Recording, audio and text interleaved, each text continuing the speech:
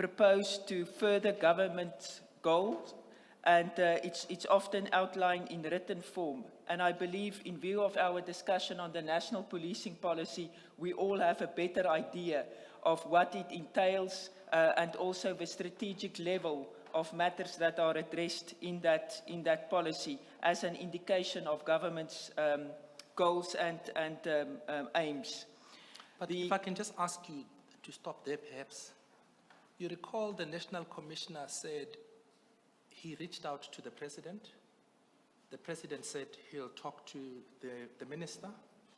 And then in one of those meetings where this issue was discussed, the National Commissioner says the President is in agreement with the disbandment of the PKTT, and therefore, by extension, the President was in agreement with that instruction that was issued. Does that make any difference in relation to your definition as you've referred to as policy?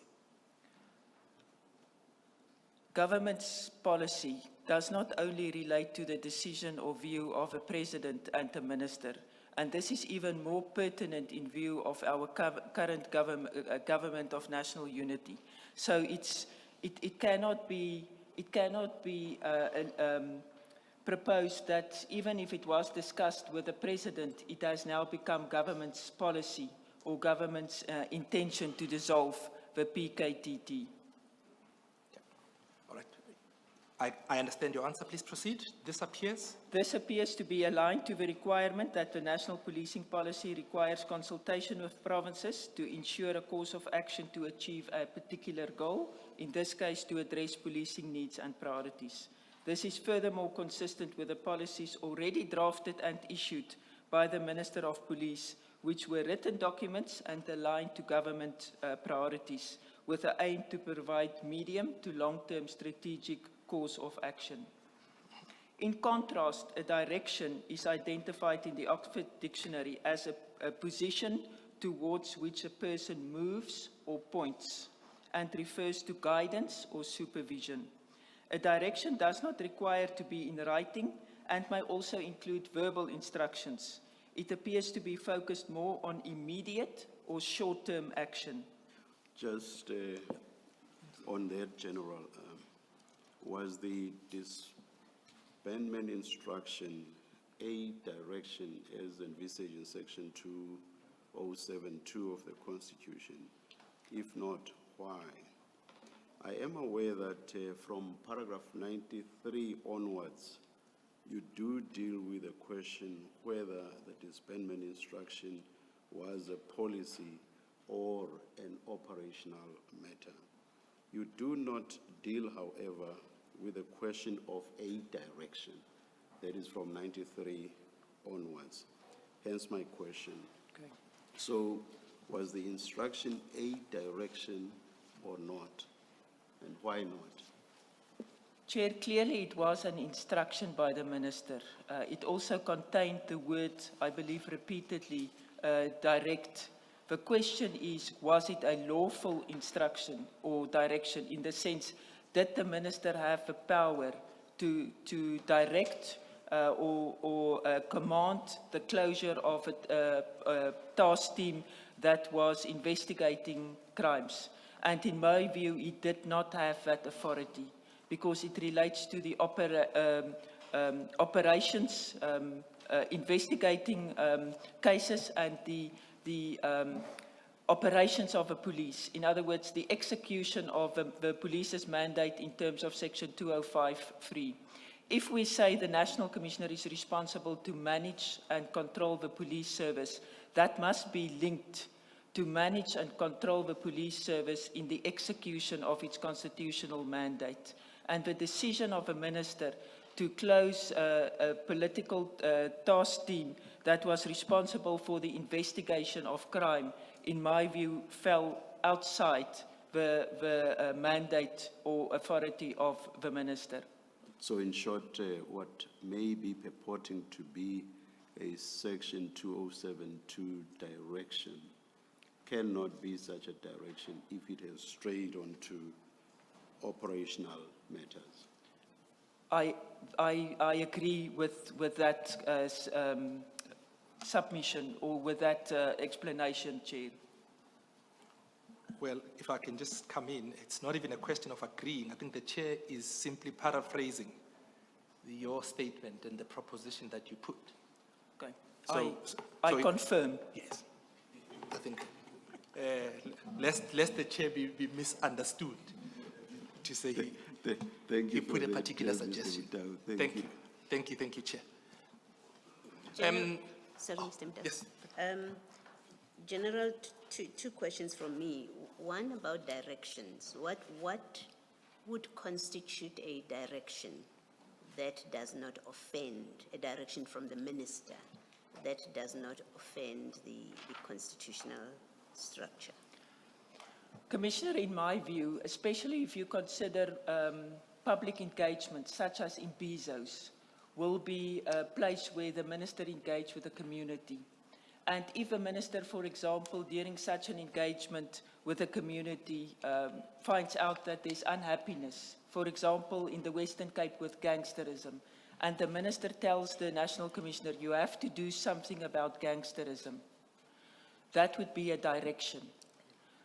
In my view, it will be a positive direction coming from the evaluation of complaints or engagements that the minister had, and this can be with the community or it can be with the politicians in the province. And that direction is based on what he was told by members of a community or members of the executive in the province, identifying a specific area of concern or where there's a problem, and simply telling the National Commissioner, you must do something about this, or attend to this, look into this. As I said, gangsterism, I believe, will be an example that all of us can identify with. Okay, so not the how. Not the how, no. And I would also be careful to say that the minister can close things. In other words, that can have an impact on policing. So if he makes a positive suggestion or a positive guidance to say, look, or what can you do about this? But to close something may have a ripple effect that is not something that is anticipated by a politician when that decision is taken, simply because he's not, he cannot be expected to be aware of all the intricacies of policing and how one decision can impact on a number of other aspects of policing. And the second part, in your paragraph 26, that opening sentence where you say the need for clarity on the role of minister has repeatedly, with emphasis on repeatedly, been raised as a concern. This, I don't know if this is the intention that you sought to convey, but it suggests this is not a once-off, the case that we're dealing with now, or the facts that we're dealing with now. It's not a once-off thing. There's been concerns. It's, if you like, systemic concerns about the role of the minister. Is that what you're seeking to convey there? And if you do, if that's what you're seeking to convey, what are the specifics? Commissioner, to be honest with you, I think it was more within the context of the last couple of months that we've been consistently working and attending to the issue of the closing and the closing of the task team and the implications thereof. So there wasn't any strange intention to include the word. I think it's just something that is constantly part of our daily operations. And I believe the implications of that letter and the fact that we are sitting here today indicates the need or amplifies the need for clarity, not only for the benefit of the organization, but also for the benefit of the executive, to ensure that there's a clear line to stay away from in respect of both the National Commissioner and the Minister, but also for the organization as a whole. Your answer suggests that until recently, the recent incidents with past ministers, there's not been the kind of concern about the roles of the minister. Well, the role of a minister has previously been highlighted, not only in the police, but in the Africa report on the July 2021 unrest, and the fact that the report or the commission held that there was an overstep of boundaries that's only been identified in the police. It has been identified in other commissions as well. Thank you, Mr. Madoe. In your interactions with the commissioners, you indicated that your misgivings relate to the how part. Can I ask you to perhaps complete that by dealing with whether can a minister, even assuming that his letter constitute giving direction as contemplated by section 207, could he competently direct the when aspect? No, he as cannot. opposed to the how, in other words, when? No, you cannot, because once again, it will have operational implications. The whole issue of the continuation of investigations.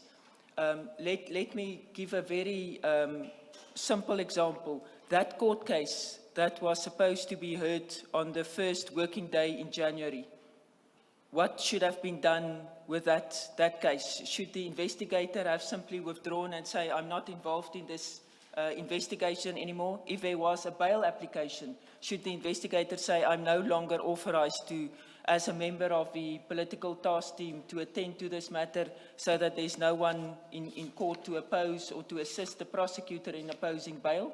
So the practical implications of that, in other words, the immediately and also the how, is definitely problematic, and it shouldn't be left to the executive in view of the implications that it will have on policing. But surely that would depend on the nature of that which has to be done. I know something like acts of torture, for example, are addressed as a matter of law elsewhere.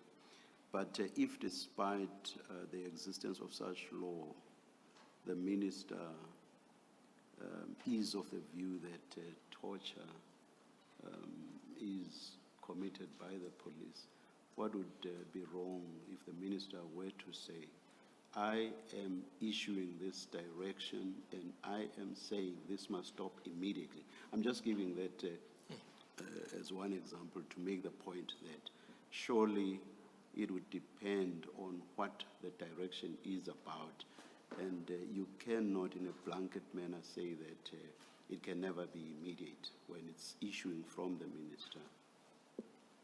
Chair, I agree, but in your example, torture is already an offence, so the minister cannot... That's exactly why I preface what I say by saying, with torture, there's already law about it. Yes. I would imagine that, put it this way, one cannot discount the possibility that there may be any number of other examples that may require immediate action, which may not necessarily mean that that becomes unlawful purely because the minister says this must happen immediately. That's all I'm saying. Yes, I agree, but even in those circumstances where an immediate action is required, the decision must be rational, and rational requires it must have a lawful basis, and also it cannot be arbitrary, and I believe No, even... Yeah, I'm very sorry to interrupt you. That's something else altogether. I'm just making the simple point that surely it should depend on the nature of Yes. the direction being given. Yes, of course, whether or not it's lawful, it would have to comply with the law, including the Constitution. You are touching on irrationality. That's something that would be unconstitutional in terms of the Constitution. But that doesn't address the debate you and I are having now, which is that surely it may depend on the nature of the direction, and depending on that nature, in certain instances, the minister can be able rationally and lawfully to say this must be done immediately. this must stop immediately. Surely you cannot discount those possibilities. Otherwise, I'm not taking away from your point, but I'm just saying that you should not make the point so categorically as to discount those possibilities. Chair, I agree. Circumstances may dictate that immediate action is required. Yes. Thank you, General. Thank you. Mr. Mtawi, just last one for me, just to make sure I understand. General, if the minister had said, and let's come specifically to the PKTT instruction, if the minister had said to the National Commissioner, I want the political killings, or yeah, the political focus of the PKTT to now no longer be a priority in the list of priorities, no longer be your priority. Here's a new priority that I want you to focus on. If that's what he had said about the PKTT, would that offend the separation of policy and operation? Would you complain if the minister had said that? Chair, in taking the cue from, Commissioner, in taking the cue from the Chair, I believe there may be circumstances where that is required. However, I also want to be careful to say that will also be always the case. But I fully understand there may be circumstances. Let's say there's a huge explosion tonight and a city is completely obliterated. Then the minister may say, don't attend to this, immediately go there and attend to that matter in view of the urgency of the matter, to simplify your example. So that may in circumstances be required. But I am hesitant also to say that will always be the case. I think we need to consider the circumstances of a specific incident. Thanks. And I think moving from that part, that there can never be a general blanket exclusion, that there may be circumstances where a minister may competently issue directives or give direction by way of policy. If I could then ask you to move from that point and continue with paragraph 28 of your statement. While neither Chapter 11 of the Constitution nor the SAPS Act provides for clear guidance on the ambit or scope of a minister may